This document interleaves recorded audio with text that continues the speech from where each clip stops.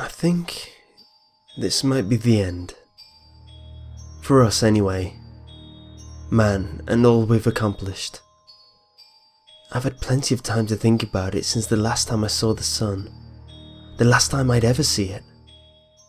It's not the end of the world, but it is for us. I guess it started almost a month ago, although it could be longer. There's only the clocks scattered around the house to tell me how long, and half of those are dead now. Anyway, I'm straying from the point. It was on the news. A cruise ship sank for no reason.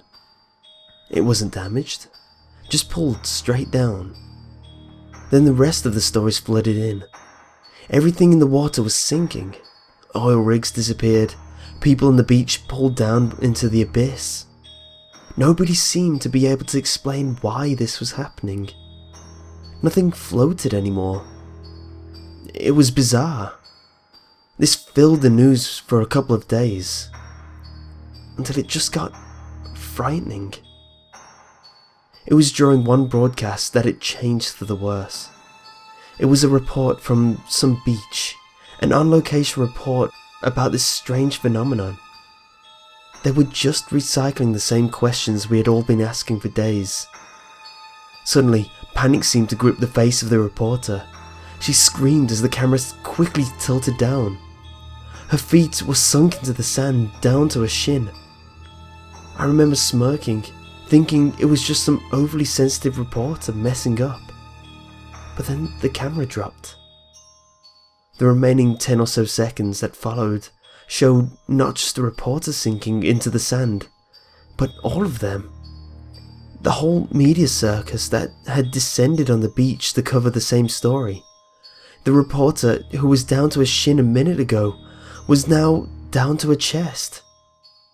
The shot of the writhing, screaming, sinking people ended shortly as the camera was engulfed by the sand.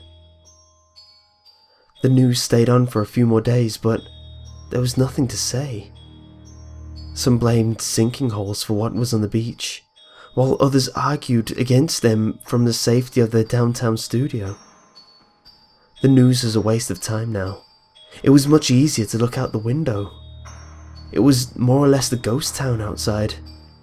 Everyone was inside, afraid to leave their homes. It didn't seem to make sense. The roads and pavements were being absorbed by grass and dirt. Street signs and traffic lights were being consumed by the plants. Houses too. Some people tried to run, jumping from rooftop to rooftop, looking for higher ground.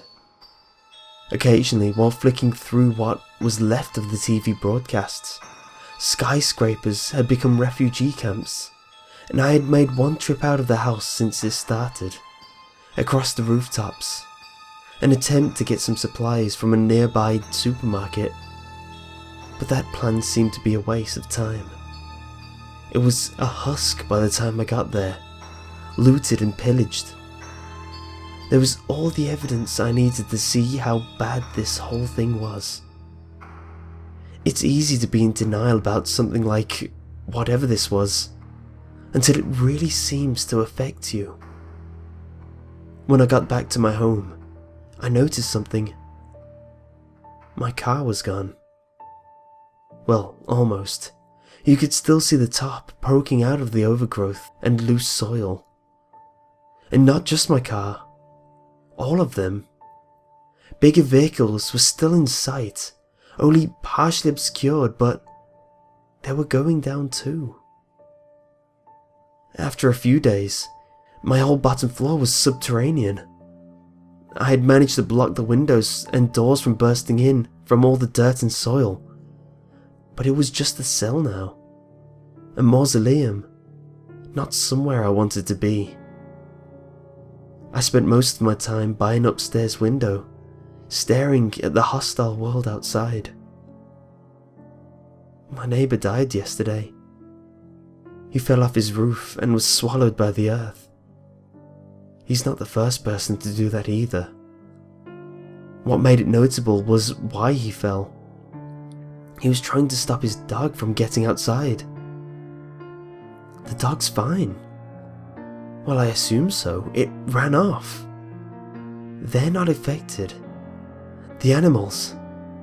This is our fate. That nihilistic little discovery was too much for me to bear. This whole thing. A living nightmare. I hit the bottle hard and passed out for the night. When I woke up, my head pounded in the darkness. I flicked the light switches and the fuses, but the power was out. I took the flashlight by the fuse box and looked around the house for any supplies. While checking the upstairs, I saw it. The last glimpse of natural light I'll ever see. I'd been thinking it was just night, that I just slept all day in an alcohol coma. By the time I could cross the room to the window, it was gone. I was underground. I tried to get out, smashing through plaster and tiles to be greeted with a stream of soil pouring out from where the sky should be. I don't know how much longer I've gotten here, in my house-sized coffin. There's only so much food and so much air. I've got a little bit of light, a couple of candles and a book of matches. The flashlight died some time ago. But this is our fate. Man's fate. Our return to Earth.